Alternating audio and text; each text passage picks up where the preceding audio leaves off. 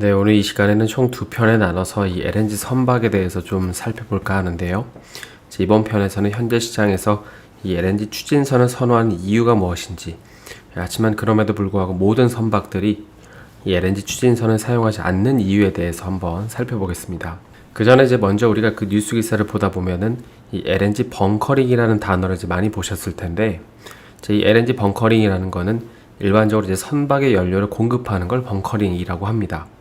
그런데 그 앞에 LNG라는 단어가 붙었으니까 이 LNG를 선박의 연료로 사용하기 위한 인프라를 가리키는 것입니다. 지난 2021년 기준으로 그 현재 전 세계 선박의 거의 대부분은 화석 연료를 사용하고 있고, 극소수의 선박이 원자력이나 바람을 이용해서 항행하는데, 그럼에도 현재 그 엔진이 장착되어 있는 이 선박의 주류 연료는 이 디젤유랑 벙커CU가 대부분입니다. 그리고 이 가운데서 벙커CU가 가장 많이 쓰이는데, 그 이유는 가격이 저렴하기 때문이죠. 그럼 현재 선박 시장에서 이 벙커CU 같은 기름 대신에 이 LNG를 선박의 연료로 사용하려고 하는 이유는 무엇일까요? 크게 세 가지 이유가 있기 때문인데, 먼저 첫 번째는 보시는 것처럼 이 대기질의 개선 효과 때문입니다. 일전에도 한번 이 내용을 살펴봤지만, 일반적으로 벙커CU에는 이 황성분이라는 게 함유되어 있어서 산성비의 원인이 되기도 하죠. 그런데 이에 더해서 벙커CU를 사용하는 이 엔진의 배출가스에는 이 상당량의 미세먼지도 포함되어 있습니다. 반면에 LNG는 아주 높은 수준의 전 처리를 통해서 공급된 이 천연가스를 액화한 것이기 때문에 황성분이랑 미세먼지가 거의 없는데, 그러다 보니까 이 LNG를 사용하는 엔진의 배기구에서 이 검은 연기가 나오지 않는 이유가 여기에 있는 것입니다. 다음 두 번째는 그 온실가스 배출 저감 효과 때문인데요. 이거를 개념적으로 이해하실 필요는 없는데, LNG의 주성분은 탄화수소 중에서 이 탄소 원자가 가장 적은 메탄이기 때문에 기름 대비 온실가스 배출 저감 측면에서 강점이 있다고 알려져 있습니다. 물론 엔진 사용과 또 운항 조건에 따라서 다소 차이는 있겠지만, 대개 LNG를 사용하면 벙커CU 대비해서 한 20% 정도는 이 온실가스 저감 효과를 기대할 수 있습니다. 마지막 세 번째는 연료비 절감 효과라는 게 있는데요. 디젤유랑 벙커CU의 가격은 전 세계 항만별로 차이가 크지 않지만, LNG는 그 대륙별 유통 가격에 차이가 있는데, 대개 유가가 80불 수준에서 이 LNG를 사용하면 연료비를 한 20%에서 보시는 60%까지 절감할 수 있다고 합니다. 물론 이것도 연료 사용량, 운항 경로 이런 것들에 따라서 차이가 많이 나지만, 열량 기준으로만 보면 LNG가 기름보다 비싼 경우는 거의 없습니다. 그래서 여기까지 현 시점에서 LNG가 다른 기름 연료보다 좋은 이유에 대해서 좀 간단히 살펴봤는데요. 그럼 이렇게 장점이 많은데도 불구하고 왜 선주들은 기존 선박을 LNG 추진선으로 개조하거나 신조 선박 발주를 할 때 전부 다, 그러니까 모두 LNG 추진선으로 하지 않는 이유는 무엇일까요? 지난 2020년 기준으로 전 세계에는 한 10만 척 정도의 선박이 운행 중인데, 근데 이 중에 운행되고 있는 것과 이 건조되는 걸 다 포함해서 약 500대 정도가 LNG 추진선입니다. 그러니까 비율로 따지면은 전체 중에 0.5%이고, 그리고 기존 선박을 LNG 추진선으로 개조한 사례를 누적으로 보더라도 10건의 미만에 그칩니다. 현재 이 조선소들의 희망과 달리 선사들이 LNG 추진선 채택에 대해서 적극적이지 않은 이유는 크게 네 가지 정도로 좀 정리를 해볼 수 있는데요. 먼저 첫 번째는 LNG 벙커링이 강제 사항이 아니고 규제를 충족하는 수준에서 다른 대안들이 많기 때문입니다. 당장 지난 IMO 2020에서 이 배출가스의 황산화물 비율을 3.5%에서 0.5%로 맞추도록 요구를 하고 있는데, 그래서 등장한 게 우리가 잘 아는 이 벙커CU 대신에 함유량을 0.5%로 낮춘 이 저유 황유를 사용하는 방법입니다. 최근에는 저유 황유를 사용하지 않고 기존의 저급 벙커CU를 그대로 쓰면서 배기가스 정화 장치, 그러니까 이 스크러버를 사용하는 선박들도 있는데, 물론 이것도 요즘에는 그 일부 항구들에서 거부를 하고 있지만 아예 모든 항구들이 사실 거부하는 건 아닙니다. 두 번째는 역설적이게도 이 LNG를 연료로 사용하는 것이 더 비싼 경우가 많기 때문입니다. 단순히 기름과 LNG의 열량 대비 구입 가격만 고려를 하면 당연히 LNG가 싸지만, 사실 선사들에게 그보다 더 중요한 거는 운항하는 데 드는 총 비용입니다. 일단 선박 가격 측면에서 보면 LNG 추진선은 이 동일한 화물 수송 능력을 기준으로 한 20%에서 25% 정도 비쌉니다. 그러니까 이게 무슨 말이냐면 같은 화물을 실어 온다고 했을 때 LNG 추진선이 이제 더 비싸다는 건데요. 가격이 비싼 이유는 이 LNG 탱크, 그러니까 저장 탱크 때문인데 기존 선박은 그 선내 객실을 탱크로 사용하기 때문에 연료 탱크 비용이 거의 안 들지만 LNG 추진선은 별도의 극저온 LNG를 보관할 수 있는 이 압력 탱크라는 것을 설치를 해야 됩니다. 또한 이제 이뿐만 아니라 LNG 추진선은 그 선원의 인건비도 이제 더 비싸다는 게 있는데 이 LNG의 추진 계통을 다루기 위해서는 이 별도의 교육을 이수를 해야 되고 또 실제로 이제 운항 경험도 요구되기 때문입니다. 그런데 심지어 이런 이유 때문에 선원을 구하기도 쉽지가 않은 것이죠. 그래서 이제 비록 연료 자체는 이제 LNG가 더 싸다고 하더라도 초기의 투자비랑 또 이제 선원 비용을 고려하면 투자비를 회수하기 위해서는 최소 10년 이상의 시간이 소요되는 경우가 이제 많다고 합니다. 세 번째로는 이 LNG 추진선 건조에 필요한 자금을 확보하고 설사 이제 선원들도 충원했다고 하더라도 이 막상 LNG를 공급받을 수 있는 항구가 제한적이라는 것입니다. 현재 그 전 세계에서 LNG 벙커링이 가능한 항만은 네덜란드, 핀란드, 독일, 싱가포르, 상하이 그러니까 이런 곳들을 포함해서 한 80곳 정도밖에 안 되는데요.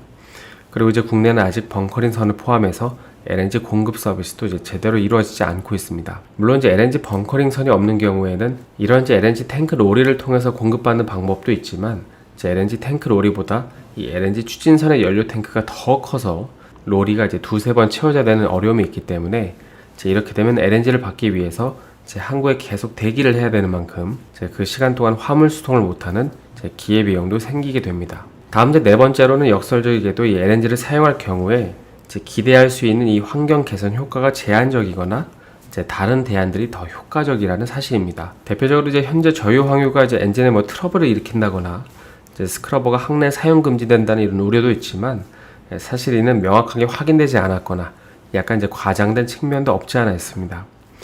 특히 미세먼지 같은 경우 이 항만 구역 내에서 문제가 되기 때문에 이 다수의 항만들이 정박 중에는 이 선박의 발전기를 아예 끌어다 올 수 있도록 이런 육상 전원 공급 장치를 빠르게 보급하고 있는 만큼 이 LNG 추진선의 이점이 정박 중에는 사라질 것으로 보입니다.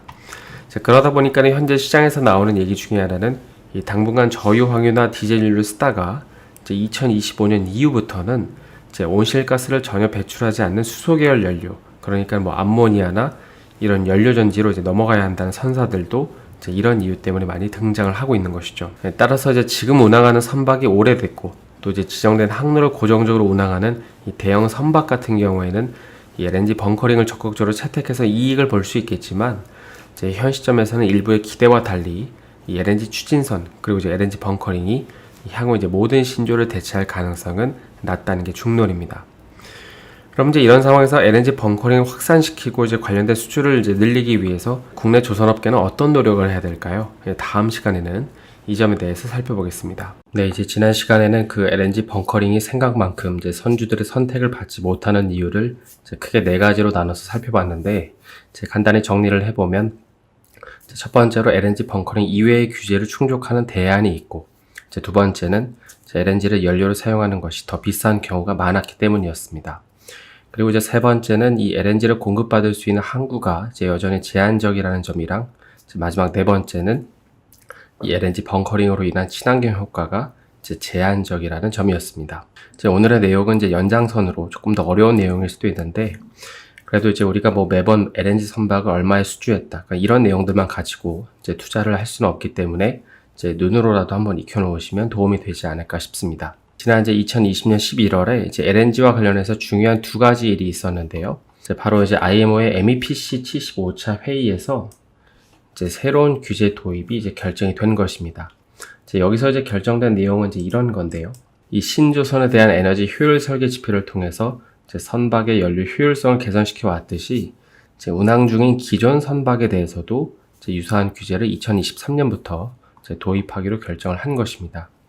특히 지난번에 설명한 이 EEXI라고 불리는 기존 선박의 에너지 효율 지표를 사용해서 에너지 효율성이 떨어지는 선박은 단계적으로 운항을 제한하기로 결정을 한 것이죠.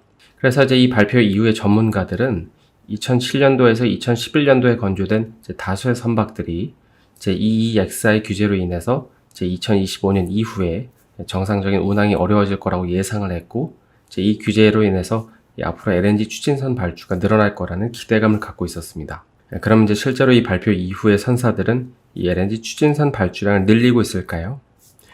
얼마 전에 이제 세계 최대의 컨테이너 선사인 머스크는 이제 LNG 벙커링을 채택하지 않겠다고 발표를 한 적이 있었는데, 이제 머스크는 이제 지난 수년간 LNG 추진선을 포함한 여러 종류의 대체 연료에 대해서도 이제 다각도로 검토를 하고 있지만, 이제 결국에 LNG를 이제 주력으로 사용하지 않기로 결정을 한 것입니다.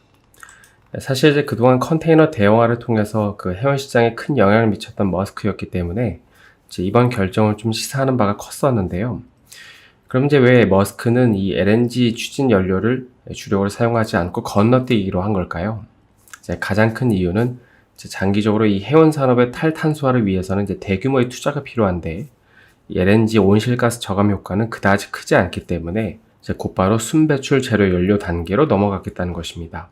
그리고 이제 그 순배출 재료 연료로는 이제 우리가 잘 아는 뭐 암모니아나 수소, 이제 메탄올 같은 다양한 대안 기술들이 검토가 되고 있는데, 이제 이 중에서 어떤 기술들을 더 밀어줄지는 조금 더 이제 지켜보겠다고 한 상태입니다. 근데 이제 지금만 놓고 보면 이제 메탄올을 미는 것 같죠.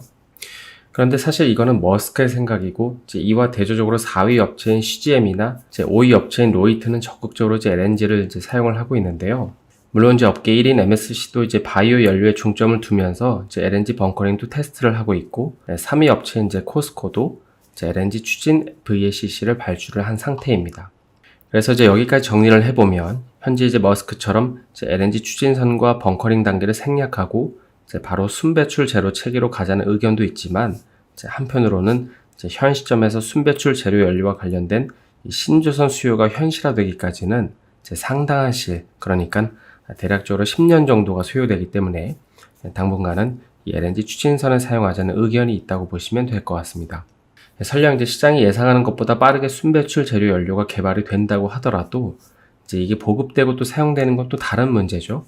왜냐하면 이제 LNG 같은 경우도 매장량도 많고 이제 가격도 저렴한 이점이 있었음에도 불구하고 이 선박이 개발된 시점이 이제 1990년대가 아니고 이제 2000년대 들어와서 본격적으로 사용된 이유는 이제 관련 기술이나 표준들이 이제 아직 마련이 되지 않았기 때문입니다.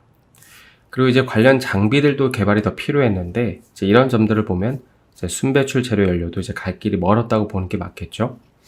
특히 이제 우리가 기대하고 있는 수소 연료 같은 경우에는 수소차에서도 볼 수 있듯이 이제 수소 터빈이나 엔진은 이제 실험실 단계 기술이고요. 상용화된 제품이 나온다고 하더라도 또 이제 상당히 이제 높은 가격대에 머무를 수밖에 없기 때문에 이제 당장 가격 경쟁력을 확보하기는 이제 어렵습니다. 뿐만 아니라 이제 암모니아를 이용한 연료 전지 선박도 마찬가지죠. 암모니아 자체 공급망이라든지 이제 암모니아 연료 탱크와 같은 이제 안전 기준 같은 것들도 이제 마련이 돼야 되고, 선박 연료용 암모니아 가격도 경제적이어야 됩니다. 따라서 이제 최초의 LNG 추진선이 2010년 정도에 등장한 점을 돌이켜보면, 이제 기술 개발을 앞당겨서 2025년에 이제 순배출 제로 선박들의 실운전 사례가 확인이 되더라도 이제 관련 인프라가 정비가 되려면 이제 2030년 정도는 돼야 좀 보급이 되지 않을까 싶습니다.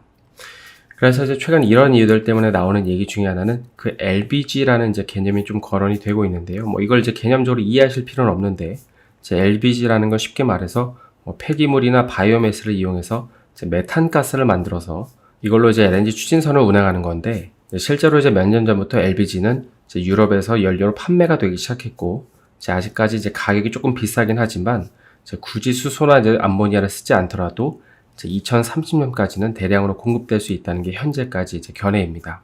그럼 좀 화제를 바꿔서 만약에 현 시점에서 LNG 추진선이 많이 쓰기 위해서는 이제 어떤 부면을 조금 손보면 이 시장의 예상보다 조금 더 빠르게 커질 수 있을까요? 크게 이제 5가지 부면을 바꾸면 이제 이 시장이 좀 커질 수 있는데, 이 시간에는 엔진 파트만 좀 간단히 살펴보겠습니다. 먼저 이제 엔진 파트부터 보면 LNG 추진선 같은 경우에는 이 저부하 구간에서 효율을 개선시켜야 되는데요. 이 자료를 보시면은 이거는 그 해운 분야 온실가스 배출 연구 2020년 판에서 이제 발췌한 자료인데, 여기 이제 선박의 종류별로 온실가스가 나오는 양을 이제 분석한 자료입니다. 전체적으로 보면 이 하늘색, 그러니까 이제 슬로우 트레인 구간에서 발생하는 이제 온실가스 이제 부분이 대부분 이제 많다는 걸 알 수 있죠. 특히 여기 이제 벌크선이나 컨테이너선, 그리고 이제 그 유조선만 해도 여기 60%가 넘는데, 이런 걸 보면 이제 60%가 넘는데, 이 슬로우 트랜지스라는 거는 이제 엔진이 65% 이하의 출력을 내는 구간입니다. 그러니까 속도를 낮출 때 이제 에너지 효율성이 굉장히 낮다는 거죠. 그런데 지금 이제 LNG 추진선에 사용되는 엔진은 이제 모두 이제 이중 연료 엔진입니다. 따라서 이제 LNG 추진선이 그 대세가 되기 위해서는 이제 이런 그 저부하 구간에서의 에너지 효율을 개선시킨 엔진 기술 개발이 이제 필요하다는 것이죠. 두 번째는 이제 파일럿 연료 사용량 절감이라는 게 있는데요. 뭐 여기 이제 잘 나와 있지만은 그 방금 이제 LNG 추진선에 사용되는 엔진은 이제 모두 이중 연료 엔진이라고 말씀을 드렸죠. 근데 이제 이중 연료 엔진이라는 거는 이제 디젤 모드랑 가스 모드가 있어서 이제 평상시에는 가스 모드로 작동을 하고 이제 비상시에는 디젤 모드로 이용하는 개념입니다. 하지만 이제 이게 뭐 가스 모드라고 해서 이제 100% 가스로만 작동을 하는 게 아니라 이제 원활한 그 연료 착화를 위해서는 그 소량의 디젤을 섞어줘야 되는데 이제 이거를 이제 파일럿 연료라고 합니다. 현재는 그 가스 모드에서 사용되는 파일럿 연료가 이제 3% 미만인데요. 그런데 이제 실제 운항 조건에서는 그 더 많은 파일럿 연료가 사용된다는 의견도 있기 때문에 이제 가능하다면 이 파일럿 연료 비율을 이제 더 줄여야 되는 것이죠. 다음 이제 세 번째는 이 메탄 슬립 문제라는 걸 또 해결을 해야 되는데 현재 그 온실가스 부분에서 이슈가 되는 것 중에 하나는 이제 가스 모드에서 완전히 연소가 되지 않고 이제 대기 중으로 이제 메탄가스가 방출되는 소위 이제 메탄 슬립 문제를 심각하게 여기는 게 있습니다. 일반적으로 메탄은 이제 CO2보다 이 온실가스 효과가 50배 정도 더 강하기 때문에 이제 온실가스를 줄이기 위해서는 반드시 이 메탄 슬립을 최대한 억제를 해야 됩니다. 그래서 이제 정리를 해보면 뭐 이러저러한 이유 때문에 아직까지는 LNG 추진선에 이제 딱 맞는 엔진이 없어서 조금 더 많은 연구 개발이 필요한 부분이라고 생각하시면 될 것 같습니다. 그래서 오늘은 이제 간단히 LNG 추진선이 각광받지 못하는 이유와 또 그럼에도 이걸 극복하기 위해서는 이제 어떤 부분이 개선돼야 되는지를 좀 간단히 살펴봤는데요. 오늘 영상이 도움이 되셨다면 좋아요와 구독 부탁드립니다.